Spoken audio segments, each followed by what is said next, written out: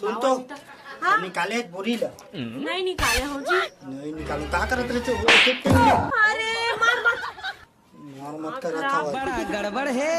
सुनना जी नहीं बिठा ना गया बा बैठना है बा बता था तो बताता बोला खट्टा खाए के मन करत है। खट्टा खाए के हाँ तो पहले नहीं बताते बैठ बैठ करा था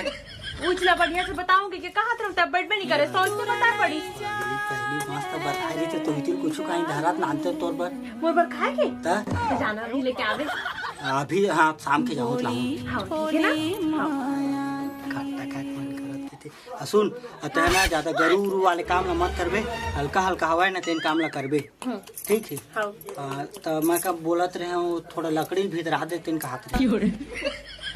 भाई जी मत भीतर आबे मैं ही कर ला ठीक है अब मोर कुछ खाए के नहीं हाँ